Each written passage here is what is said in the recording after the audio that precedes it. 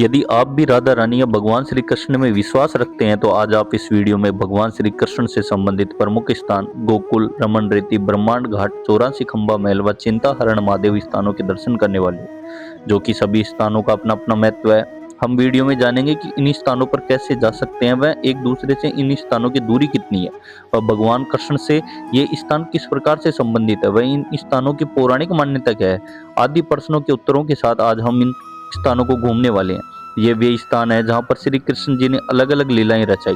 जैसे कंस से परेशान होकर भगवान श्री कृष्ण को गोकुल लाया गया। रमन रेती वह स्थान था जहाँ पर भगवान श्री कृष्ण रेत में खेला करते थे। अब हम बात करते हैं कि यहाँ तक हम कैसे पहुंचे। तो यहाँ पहुंचने के लिए आपको सबसे पहले आना होगा मथुरा। मथुरा से यहाँ की दूरी 10 से 15 किलोमीटर की रहने वाली है। इस दूरी को आप अपने पर्सनल व्हीकल से या आप बस के द्वारा भी कवर कर सकते हो। अब हम चलते हैं गोकुल और रमन रेती की तरफ, जो कि मैं बाइक से इसको कवर करने वाला था। और हम जब सामने की तरफ चलते हैं तो ये गोकुल से पहले है गोकुल बैराज बांध। गोकुल बैराज बांध यमुना नदी पर बना हुआ है। यहाँ पर वासुदेव वाटिका भी प्रस्तावित है, जिसका निर्माण भी अभी यहाँ पर चल रहा है। और अभी बांध में थोड़ा पानी कम है, क्योंकि इस टाइम पे थोड़ा पानी कम हो जाता है। तो इस प्रकार से यहाँ का नजारा था।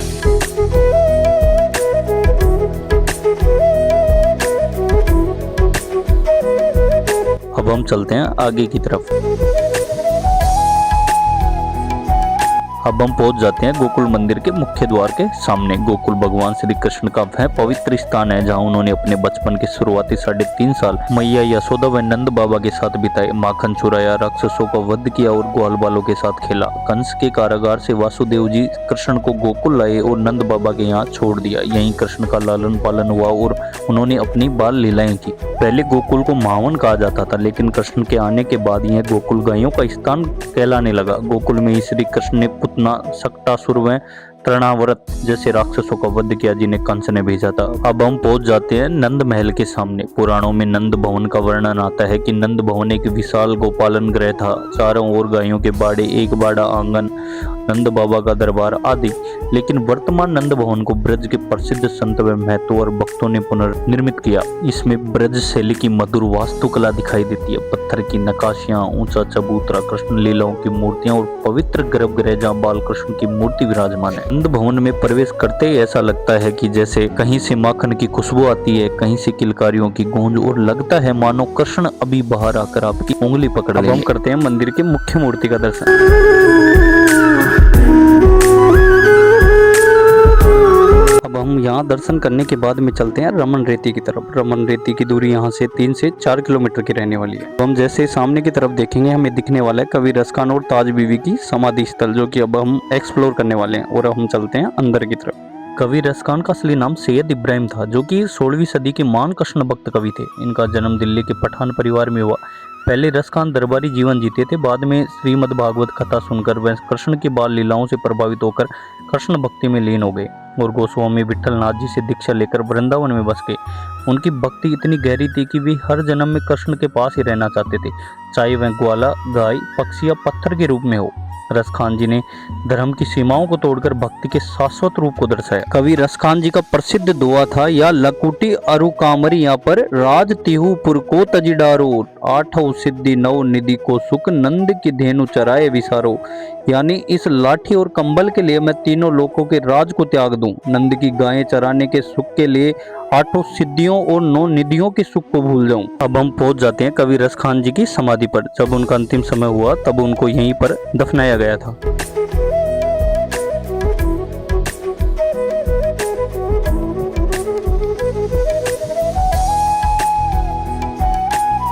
अब हम चलते हैं यहीं पर ही स्थित एक और मुस्लिम कृष्ण भक्त ताज बीवी की समाधि की ओर।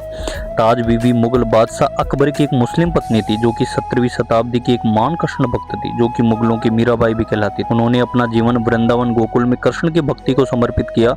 कुरान व नमाज छोड़कर कृष्ण के पद गाए और विठल नाथ जी के शिष्य बन गए। ताज बीबी का मानना था कि ईश्वर एक है, चाहे वह अल्लाह हो या कृष्ण। ऐसा माना जाता है कि एक बार ताज बीबी मक्का जाते समय वृंदावन में शंख और घंटियों की आवाज सुनकर वह मंदिर गई, जहां उन्हें कृष्ण के दर्शन हुए, जिससे वह वहीं रुक गई। अब हम करते हैं ताज बीवी की समाधि का दर्शन।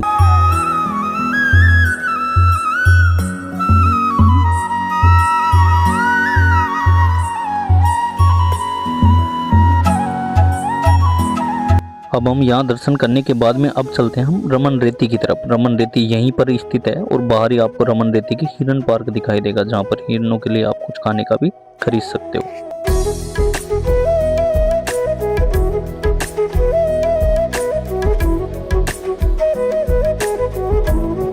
हिरन पार्क देखने के बाद में जस्ट हिरन पार्क के सामने ही मुख्य द्वार आ जाता है रमन रेती आश्रम का। अब हम चलते हैं आश्रम के अंदर की तरफ।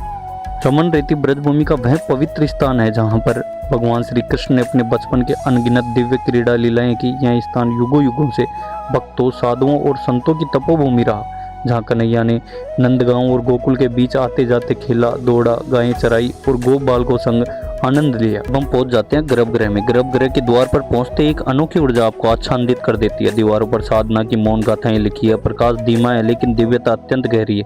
अंदर विराजमान है श्री कृष्ण और बलराम जी का विग्रह, जिनके मुखमंडल पर बाल लीला की निश्चल मुस्कान झलकती है। अब हम करते हैं मुख्य मूर्ति का दर्शन। तेरे आगे फीके फीके सारे सिंगार हैं, मैं तो क्या फरिश्ते भी तुझ पे निसार हैं। गर्मी की शाम है तू, जाड़ों की धूप है।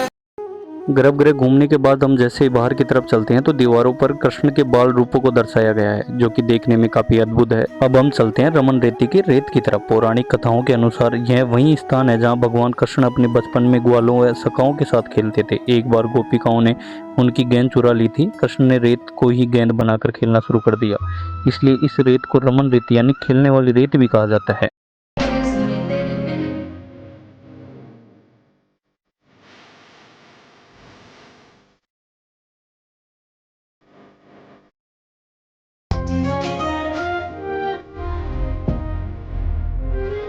भक्त इस रेत को चरण, रज या पैर की धूल मानकर माथे पर लगाते हैं। माना जाता है कि इस मिट्टी से खेलने, रेत में लौटने और घुटनों, जोड़ों पर लगाने से शारीरिक और मानसिक कष्ट दूर होते हैं।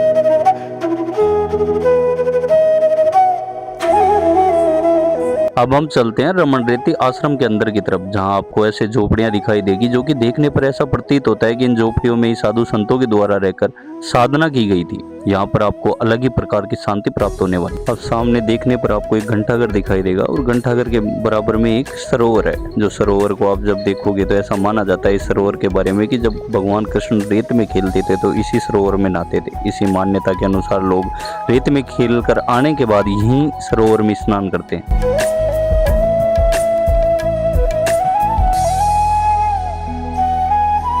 दर्शन करने के बाद में हम चलते हैं ब्रह्मांड घाट की ओर। उसकी दूरी यहाँ से 2 से 3 किलोमीटर रहने वाली है और हम पहुंच जाते हैं ब्रह्मांड घाट। ब्रह्मांड घाट के बारे में बताया जाता है कि जब कृष्ण बाल रूप में गोकुल में रहते थे, एक बार गो बालकों ने शिकायत की कि मैया कन्हैया ने मिट्टी खा ली है।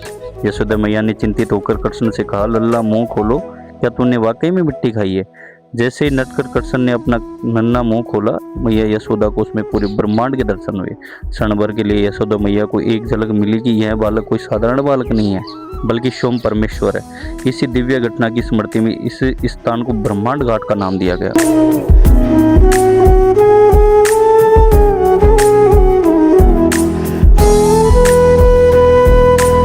यहाँ दर्शन करने के बाद में हम चलते हैं चिंताहरण महादेव मंदिर की तरफ, जो कि उसकी दूरी भी यहाँ से 2 से 3 किलोमीटर की रहने वाली है। हम पहुंच जाते हैं चिंताहरण घाट। यहाँ के शिवलिंग को अत्यंत जागृत माना जाता है। जो भी अपनी समस्या बताते हुए शिवलिंग पर जल चढ़ाता है, उसकी चिंता धीरे धीरे समाप्त होने लगती है। यहाँ की विशेष बात है कि निरंतर जलधारा और शांत ऊर्जा जो मन में तुरंत शांति भर देती है।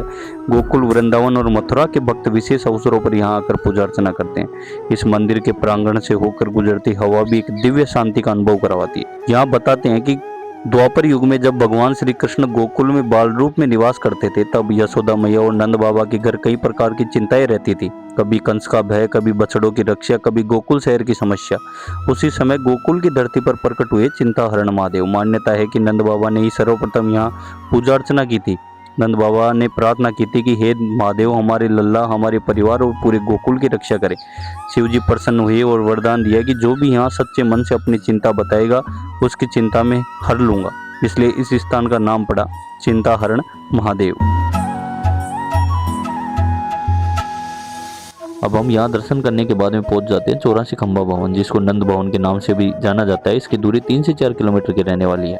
अब हम पहुंच जाते हैं मुख्य मंदिर के सामने। यहाँ से हमें कुछ सीढ़ियाँ चढ़नी पड़ेगी और हम आ जाते हैं मुख्य मंदिर के द्वार के सामने। 84 खंबा मंदिर ब्रज क्षेत्र का एक प्राचीन और रहस्यमय मंदिर माना जाता है। यह मंदिर भगवान श्री कृष्ण की बाल लीलाओं से जुड़ा हुआ है और ब्रजवासियों की गहरी श्रद्धा का केंद्र है। गोकुल और वृंदावन क्षेत्र में स्थित यह मंदिर अपनी 84 खंभों वाली अद्भुत संरचना के कारण विशेष महत्व रखता है। 84 खंबा केवल वास्तुकला नहीं है बल्कि आध्यात्मिक संकेत भी है। कहा जाता है कि ये 84 लाख योनियों का प्रतीक माना जाता है जिनसे मुक्त होकर जीव भगवान श्री कृष्ण की शरण में पहुंच जाता है। मंदिर में 84 समान खंभे जो देखने में अत्यंत आकर्षक लगते हैं। खंभों की बनावट ऐसी है कि हर कोने से देखने पर एक अलग आध्यात्मिक अनुभव होता है। मंदिर की संरचना सरल होते हुए भी गहन प्रतीकात्मक अर्थ रखती है। माना जाता है कि जो भक्त श्रद्धा से 84 खंभों के दर्शन करता है उन्हें जन्म मरण के बंधन से मुक्ति का मार्ग मिलता है। वैष्णव संप्रदाय में इस मंदिर का विशेष स्थान है।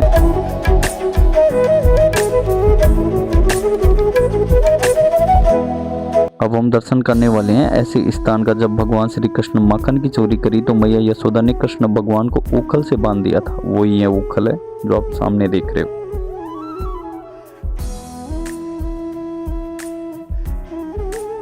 प्रकार से हमने भगवान श्री कृष्ण से संबंधित 5 महत्वपूर्ण स्थानों के दर्शन किए। आपको वीडियो कैसी लगी कमेंट करके जरूर बताएं। और यदि आप भी वृंदावन या बरसाना जाने की सोच रहे हो तो मैंने अपने चैनल पर इससे संबंधित वीडियो डाल रखा है जो कि आपके लिए हेल्पफुल होने वाला है। धन्यवाद।